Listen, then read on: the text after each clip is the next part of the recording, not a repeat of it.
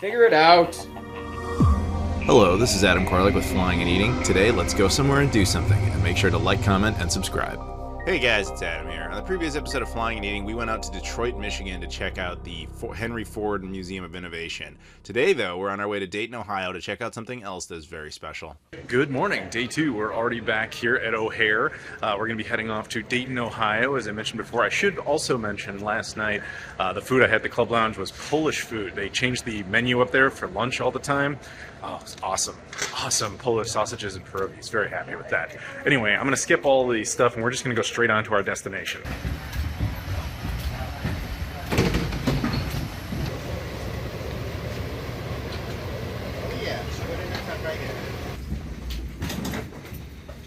Okay, we are officially in Dayton, Ohio. Obviously, I've been to Ohio before. I've even shown you guys parts of Ohio. Columbus, I think, was the last time we were here, which is not too far from Dayton. But we have a very specific reason we're going to go here, and it's very similar to the reason you just saw earlier in Detroit. Let's go! Here we are, the National Museum of the United States Air Force. This is out in Dayton, Ohio, right near a very major U.S. air base. But as a bonus, they built a really cool museum here with a bunch of interesting historical planes. Let's go check them out! So once you're inside, they have a bunch of ads for stuff. There is a security check, but it was just really a nothing. And you see ads for all sorts of different aircraft. I can't wait to go see. So I don't know that much about aviation despite how much I fly, but I figured I'd give you guys a quick look around at some of the stuff they have here. I know they have a few famous aircraft, and I'll kind of point out anything I see in particular that's historically interesting. But it is worth noting that this museum is completely free, by the way. While this one is great, the one in the Ford Museum is also great. The Ford Museum is a privately owned museum, so it's not free. This one is. And interestingly, just like the Ford Museum, they have a replica of the Wright brothers plane, which is funny. But the real one, for the record, once again, is in Washington, D.C. in one of the Smithsonian museums. Right, so this section of the museum, right, I didn't even realize I was making a pun. This section of the museum is obviously about the birth of aviation, but more so focuses on early biplane technology and specifically how it would eventually be integrated into our brief stint in World War I. If you guys saw my recent video out in DC, you'll know that even though the United States technically joined the war in 1917 and the war ended in 1918, which looks like we were there for a year, thanks to the intelligence, the genius of one John J. Pershing, greatest American of all time. We actually really only served in the war for like 3 months and absolutely crushed the Germans into surrender. But anyway, so yeah, this is just a whole lot of World War I stuff, and I just wanted to give you guys, just kind of a quick glance at it, because logically so, this is really where the birth of aviation, for the United States perspective especially, comes from, because this was the first real push into it. But they kind of have it laid out in such a way where you can really see the technology just kind of growing and advancing from these really early biplanes with those big metal rods on the back to stuff with a more fascinating or more sophisticated, I should say. So right here, this is what looks like World War II era stuff, because it kind of is, but this is basically before the United States entered the war. So it's a lot of British stuff, French stuff. There's even German stuff, as you can see right there, hanging over. This is just kind of a mixture of aircraft and technology of the time, right before the U.S. gets into the war, anyway. This in particular is all about the Battle of Britain and the heroism of the British people to basically fend off against the Germans, and it makes specific reference to the American Eagle Squadron, which was poorly depicted in the movie Pearl Harbor, but I mean, at least it kind of got the general idea. After that, not surprisingly, you enter the World War II section. I'm a little surprised they have a thing about the Holocaust in an aviation museum, but I guess if you want to tell the whole story, you got to really tell the whole story, which is fair enough. But yeah, I don't want to focus too much on that. So let's go into the aircraft, shall we? Inside, you see a whole bunch of different American-made fighters. I don't know specifics about a lot of them. I know Mustang, there's the P-40s. I know Ford was obviously making some at the time. Again, I'm no expert on aircraft specifically and the history of it. What is this thing? Looks like this plane gave birth to this plane. World War II link trainer. Okay, so it's a training simulator. Okay, that makes a lot more sense. But yeah, they have Japanese stuff. As you can see, that's an example of a Japanese aircraft, which is pretty cool. Okay, this is the P-40. This is what I was just talking about. And this is one of the B-25Bs. I'm cheating. I'm looking at the sign. This is the ones that were used in the Doolittle raid. Again, if you saw the movie Pearl Harbor, you would have seen these kind of depicted a lot. I'm sorry I keep referencing that movie, but it is probably the best, more recent example that you can show to people. But if you want to see a good Pearl Harbor movie, I suggest the movie Tora, Tora, Tora. Far superior film in every single way. But yeah, anyway, just kind of a quick glance at a lot of the aircraft, service women, men and women that were obviously in the war effort. Not surprisingly, I love the name of that plane. Not surprisingly, there's a lot of effort put on World War II aircraft, because this had a huge multiple diversity of types of aircraft. And not only do they have the American stuff, but they've got you know, Allied forces stuff, as well as, you know, Axis forces stuff that they recovered after the war. Yeah, it's just cool to see samples of it. Like I said, this is very similar to the Aviation Museum in Washington, D.C. that Sunshine and I took you guys to. And shout out to him, because I know if he was out here, he would absolutely love looking at this. Okay, so here's an example. I'm pretty sure that's a German aircraft. Yes, definitely a German aircraft. Wow. But at least they recovered some of that. And that's one of the coolest things about the United States culturally, is that this sometimes works to our benefit, sometimes doesn't. We don't always hide our history, for better or for worse. So, you know, we like to teach by example of things that actually happen, so you don't forget.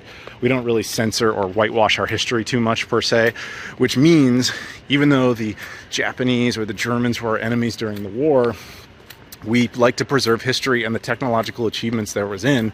I mean, I guarantee you there's going to be a section about the rockets and the V2 program that was created by the Germans, but you know, you recover this aircraft and you let the world see, like, what happened. That way that kind of thing doesn't happen again. Oh, wow, they have one of those. There's one of these in DC as well. That's like a super, super uncommon late World War II German aircraft. I forget the name of it. Oh, the ME-163B Comet. It's a very tiny, almost like suicide aircraft the Germans were making. It's not actually a suicide aircraft, but this is the German one with a jet engine. I think this is one of the earliest jet engines ever created. Yeah, the turbojet engine. I think it is like the birth of the jet engine is this aircraft. Again, I could be wrong, but I think that's what it is. So I was just listening to this guy who I think is an actual World War II vet, and he was talking about this. When they were landing on beaches and stuff, and the islands and the island campaign against the Japanese, they couldn't take off or land. So they would actually lay this stuff down specifically to basically build enough tread so that the planes could actually take off, especially land. They could handle a little bit more, but it would make it easier.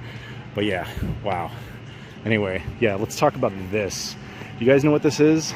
This is probably one of the most infamous and historically significant aircraft in this entire facility, and part of the reason why I wanted to come here. This is called the Bockscar. Now, if you've never heard of this, don't feel bad. I've screwed this up. You see what's carrying to the left and the right? On the left, that is a replica of the atomic bomb Little Boy, and that is a replica of the atomic bomb Fat Man. Now, if you guys saw my videos on Tinian Island, you know that I showed you the actual atomic bomb pits where the Enola Gay, the famous plane that took off, that dropped Little Boy on Hiroshima. I've shown you that aircraft. It's in Washington, D.C., and I've shown you the actual bomb pits.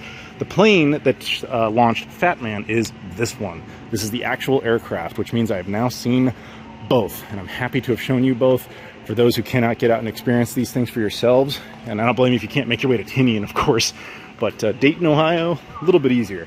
You guys should check this out. It's a really cool museum. And of course, for the record, the Sega Pluto has seen both as well. So after quite a bit of walking, I get the feeling that this was a series of hangars that weren't really intended to be connected to each other, and they just kind of linked them up.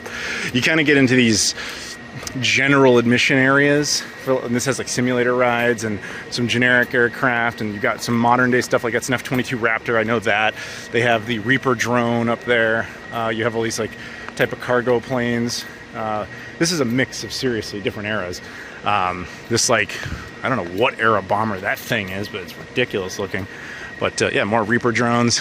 Southeast Asia War, so I guess this would have been used. Oh yeah, the Vietnam bombers. So that thing would have been used in Vietnam. Yeah, a lot of Vietnam era aircraft down there. So you kind of go through this long tunnel down there. That actually has a lot of cool stuff about the Berlin air raids, where the United States was helping out West Berlin after the Soviet blockade. But anyway, in this room, again, it's just kind of a hodgepodge of things. You have, like, obviously some absolutely massive aircraft. You also have some cars. I think that's a stealth bomber. The Spirit of Freedom is a stealth bomber. All right. That's cool. They have, obviously they have a bunch of virtual tours, as they mentioned before. I don't know how many of these are, like, finalized aircraft. Some of them are, like, maybe, you know, prototypes. I'm not really, again, as much as I love to fly, I'm not huge into the history of specific aircraft. I know I've seen this thing, the SR-71. This thing is huge. I've got Transformer toys made out of this thing. But, yeah, I think this is a Vietnam era aircraft. Funny thing about some of these aircraft, when you look at them up close, they almost look like they're made out of, like, not metal, even though they clearly are. They almost look like they're, you know, repainted and made out of balsa wood or something. It's hard to describe unless you actually come up and see some of these things in person. But let's see what else we can find over here. Conveniently, they do have a lot of nice seating around for everybody who just wants to take a break, because, not surprisingly, this museum is huge. Man, they got a flat tire there. That's no good. But yeah. We even got ones up in the air, which is appropriate. They just hang them there. You got to use that space, right? I can't even imagine the logistics of having to plan out how to park all these things in here. Props to the guy who did that. Oh, that's cool. I haven't even gone to this thing yet, but I can tell that has something to do with the Berlin Wall, because it's the wall, and that car right there, which is definitely a replica, is an infamous icon of the collapse of the Berlin Wall. Like, you go to Berlin, they actually sell, like, little toys of this thing. Yeah, you are now leaving the Russian sector. Yeah, people hopping over and stuff. Get an actual chunk of the Berlin Wall. That's cool. Berlin Wall art. Yeah, cool. And man, more aircraft here. It's just, I mean, obviously this is an aviation museum and not so much a, like, all-purposes history museum. That's one thing that the Ford Museum kind of does differently, is that people think of it as a car museum. I thought that too, but that's not what it is. It is, in fact, a history museum with some cars in it.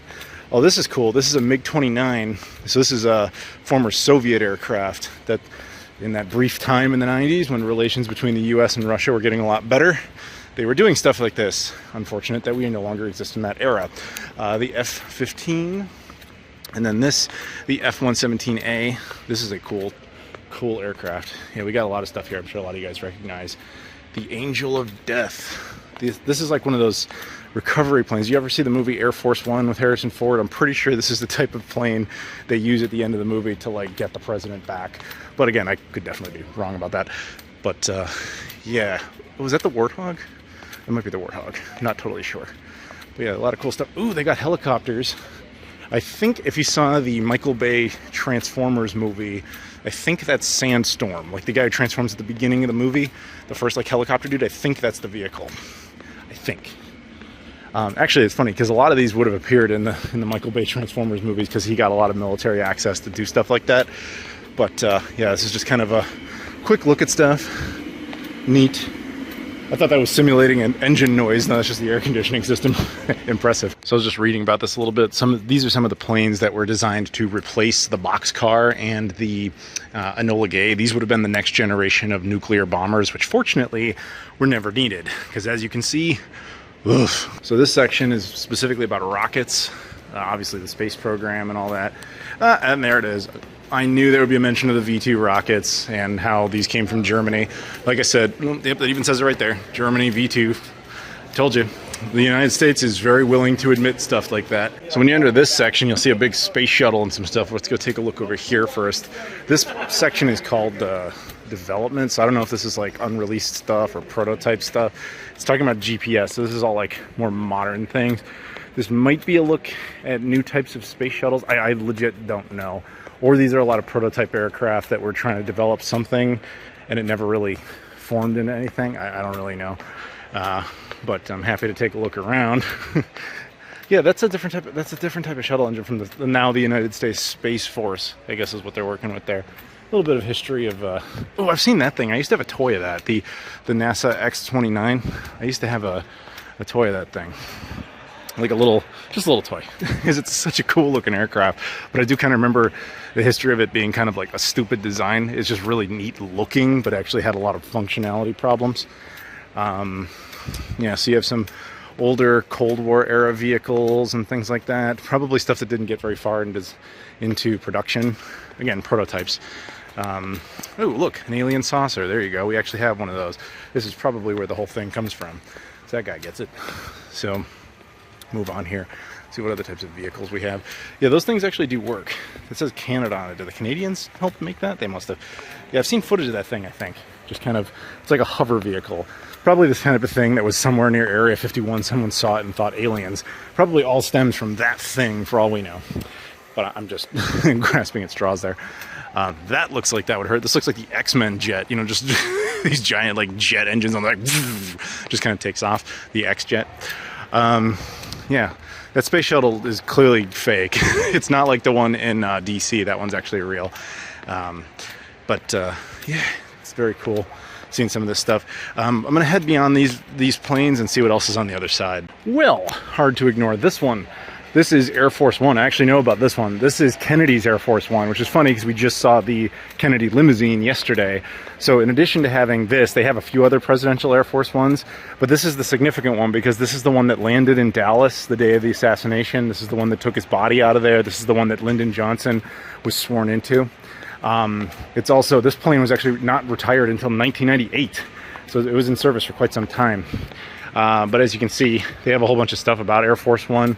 This is probably the Boeing 747 model is probably the one most people are familiar with because of the Harrison Ford movie. So they have a little replica of that. I don't know where that aircraft is eventually going to end up. I think it's still in use.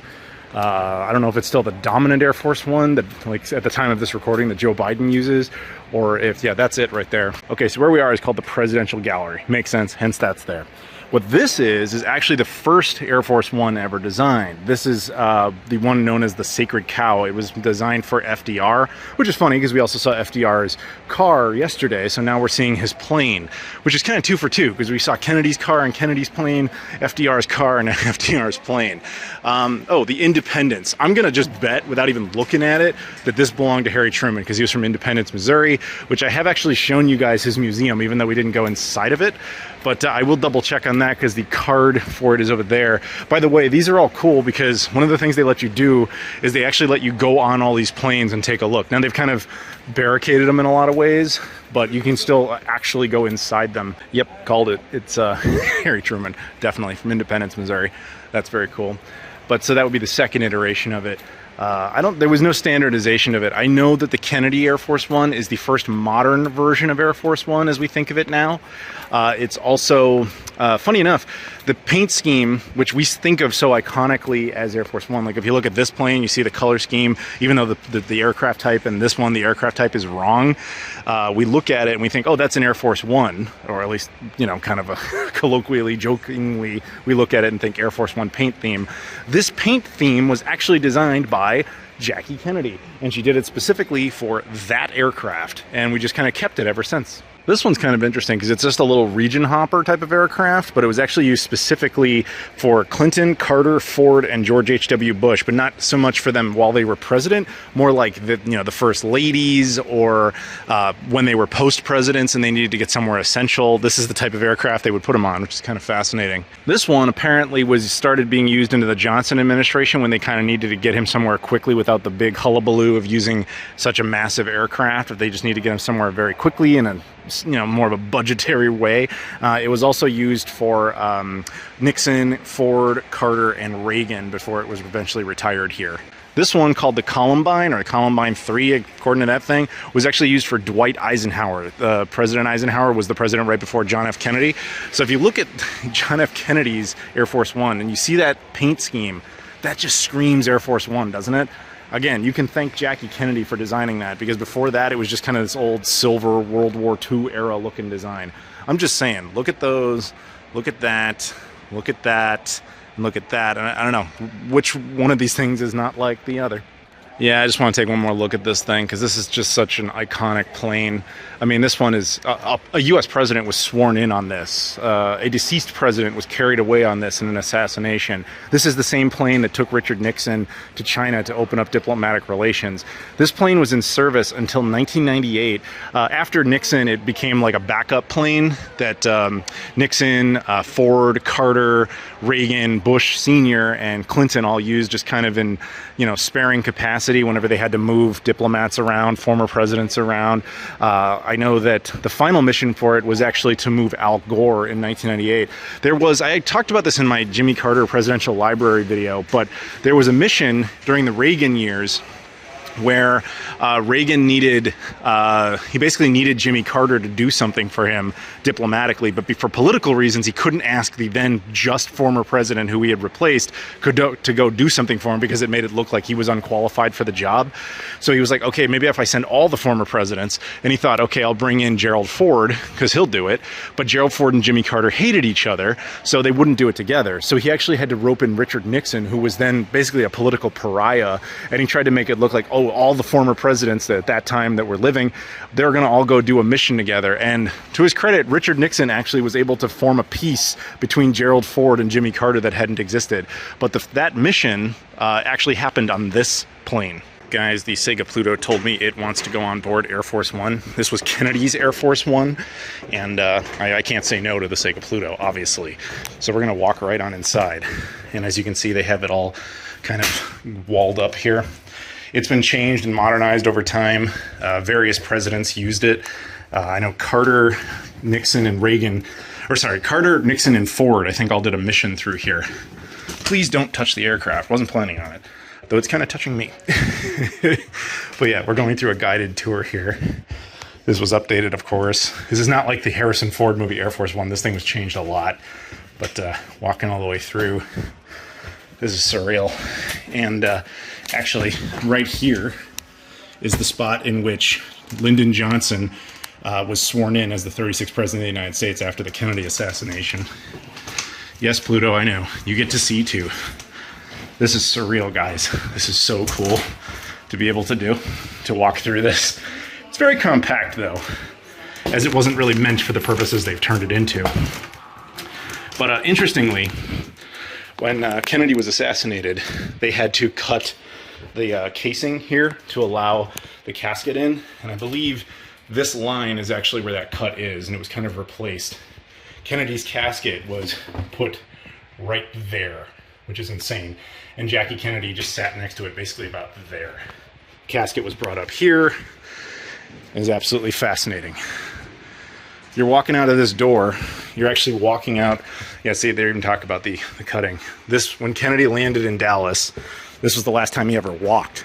He walked downstairs and met a crowd, and then he got in that car. So believe it or not, we're actually done. We're about to go back to the airport. I just want to say, I know this was kind of a weird video that I did this, but really I wanted to go to these museums, check them out and support them and just kind of check out living history. I'd never been to either one of these, and seeing them is kind of an amazing thing. This one is tax funded. This is owned by the United States government, I'm pretty sure, because it's absolutely free to go check out because, you know, about the Air Force. The one in Michigan is, of course, privately owned, which is why it has a $30 entry fee. But man, I know I spent some miles on this, but this was worth it. And this is just kind of a little message for all you guys out there, especially if you're in the US. We have a ton of museums and we got a lot of history, and we just love to show it and share it. Get out there, see these things. History is available to you at any time for you to go check out. Believe it or not, yep, my hair and I are already back here at Dayton DAY. Let's go catch our flight, shall we? Okie dokie, all checked in, no problems. I'm pretty sure they're not gonna have a clear lane here. They do have TSA pre-check, and it looks like Dayton is expanding to Denver with United. Seems like I don't think they've had service there before. I'm just pointing that out because I'm seeing it, whatever. Anyway, let's get in line. Just got through airport security. One of those interesting situations when you have a small airport, you have enough people that go through it that have TSA pre-check that don't have just the standard thing. So the standard line ends up being shorter than the TSA pre-check, but you have to kind of stick in your lane. Anyway, TSA pre-check still means I didn't have to take shoes off and all that, but whatever. Through, no problems. And I got a long time to wait anyway, so it really doesn't matter. So I'm gonna do something a tad uncharacteristic. I'm gonna give a huge shout out to Delta Airlines right here because they have a free coffee bar and a free tea bar for some reason. And they didn't care that I just went in there and grabbed a coffee. So shout out to Delta, coming in the clutch.